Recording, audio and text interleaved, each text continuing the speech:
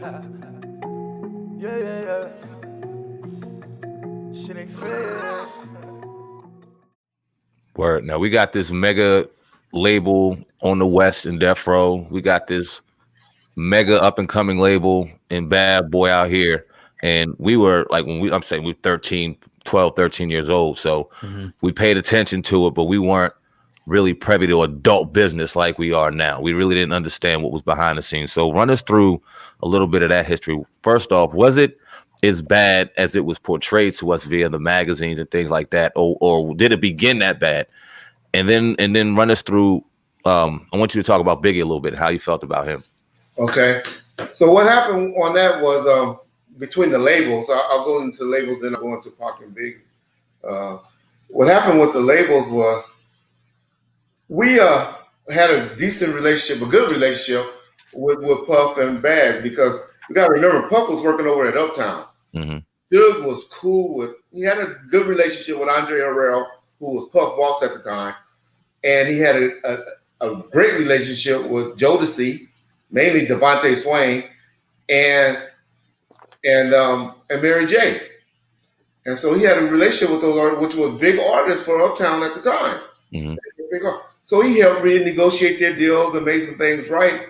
And Puff was like, most people don't know, well, y'all do on the East Coast, but Puff was very instrumental in Mary's 411 album.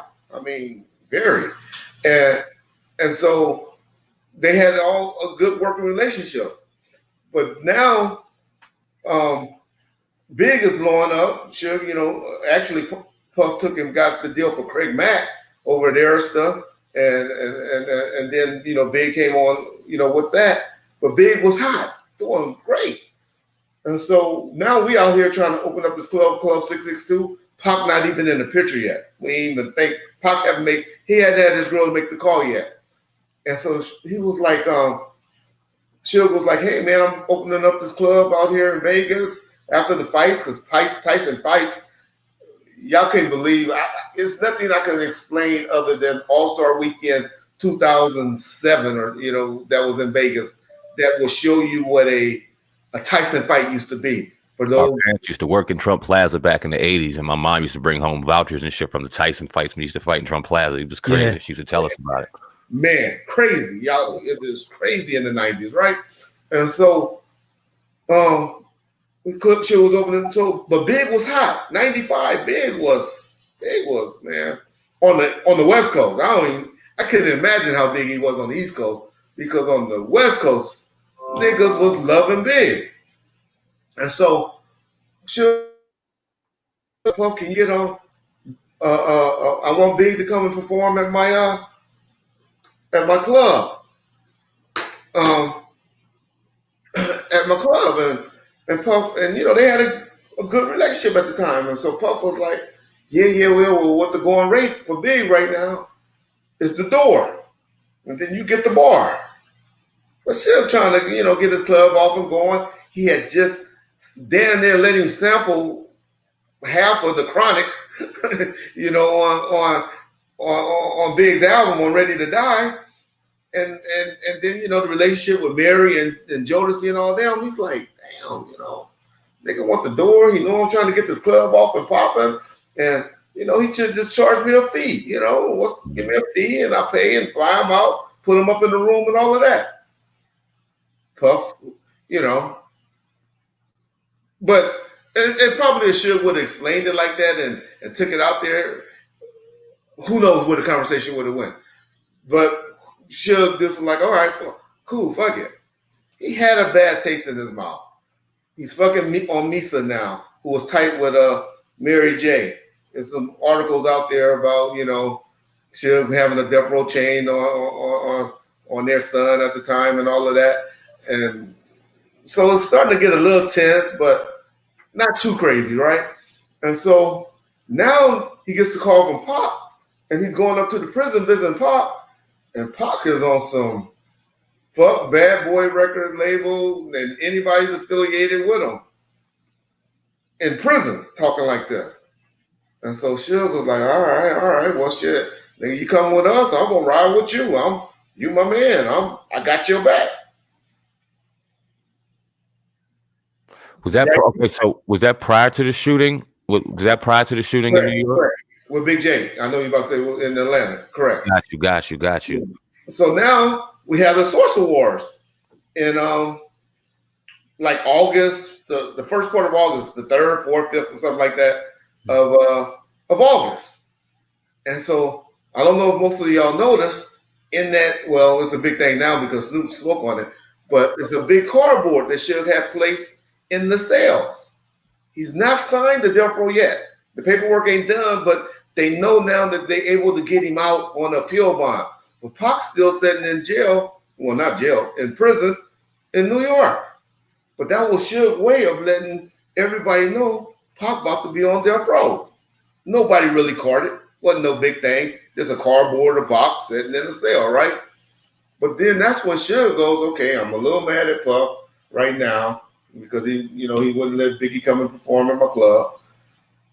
And I gotta let Pac know I'm riding with him. And that's when he make that big, statement, letting Puff know now that he is problems. I'm against you.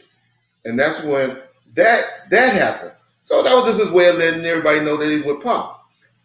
2 months later, sometime in October, Pac's still not out of prison. But Jermaine Dupri has his party in Atlanta. An incident happened. There's very different reports out there, so I don't want to get into that debate.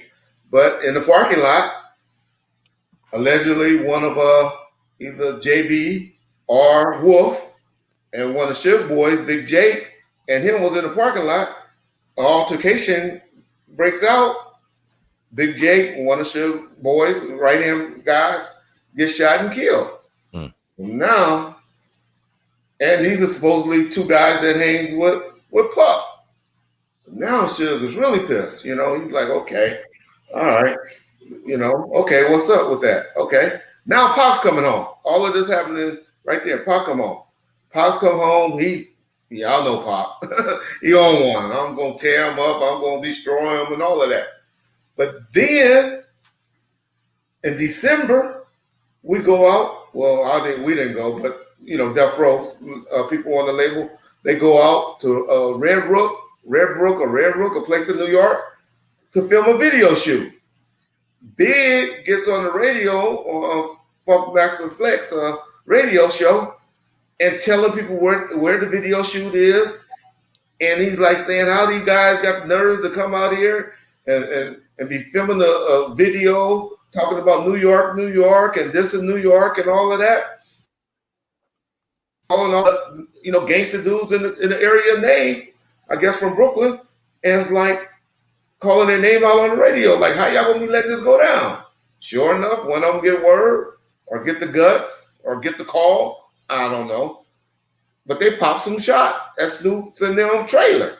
When they shooting the video. Gunshots erupt. Nobody get hit, but someone could. So now Pac, we back at home and we get the call. Pac's furious. All right, I'm with y'all now. They already trying to shoot me up.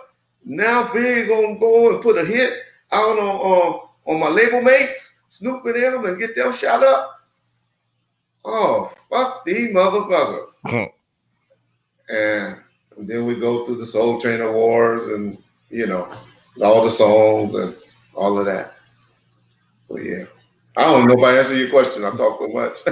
Nah, you did. My next question would be, it kind of leads right into it. What do you, the whole reasoning in Pac's hatred for Big and Bad Boy, because they weren't initially were cool, but it wasn't until the incident where Pac's coming out the studio, obviously he gets shot and he puts blame or responsibility on that with Big because Big was down there and things like we all know the story.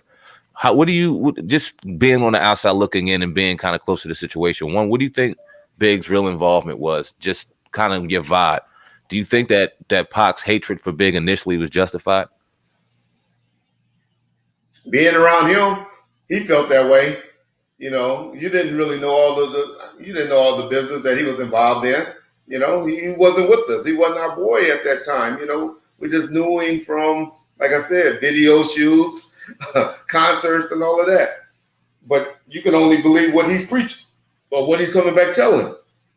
And the thing that that happened led up to that made me think that Big and Puff was on that tip because of the Big Jake and the shooting at the the camper at the video shoot and all of that. So you like, well, damn, there must be some truth to it or whatever. So that's how you thinking, okay. So we got a problem with Bad Boy because of all of this. So yeah, that was around the camp that is on with him. And then and I think in March, we had a big incident with him at the Soul Train Music Award and all of that, and then the songs was directed towards him in February that was coming out. And if you've been on any of the video shoots, I think we did about 2 or 3 different videos with Puffy lookalikes and Biggie lookalikes, and clowning them in that way. So it was around the camp that it was a problem with Bad Boys. We came out to New York and we hid out one time when we did the Saturday Night Live show. We stayed up in upstate New York, but there was people that was trying to get in our ear to make a truce and to get things going. There's a dude out there that was real cool. I don't know his name and stuff, but they called him Big D. Big light-skinned dude with dreadlocks at the time that had a lot of juice out there in the streets. He was trying to make everybody sit down and get it worked out because he was cool with Suge and he had a relationship with Puffy and them.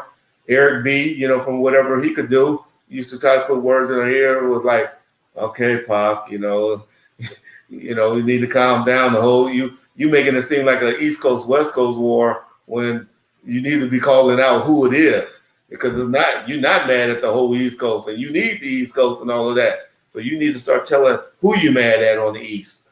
But the main thing, yeah. Shit ain't fair. Yeah. Look. On the mission. Fly nigga.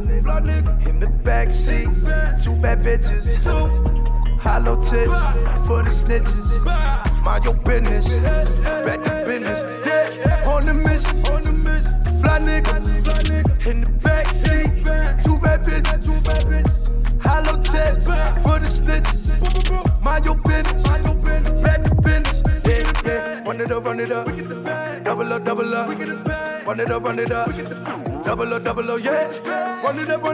Jason, double up. What's up? Give me your bag and I run it up. Give me your bag, I be fucking up. If I was born broke, then I'm gonna die rich. I wake up and I roll smoke, kick on my side, bitch. Chop the work like a dojo. If you go by the night shift, your bitch on my dick. Chop her ass like a lolo. Now the question if I hit, you know that I did. Kick in the jungle, yeah, bitch, I'm a lion. Bitch, screaming gang, but we know they lying. Trigger finger, it so get me excited. Look for the smoke, it got caught in the fire. Ain't moved out the way, yeah, my nigga, you fired. 2 trips out of state with the weight of the tire. Coke in the rice and the bread in the dryer. I scope in the flyer. Can't find China plate, made in China, razor made in China, never been to China. Fucking with the game, you can lose your life.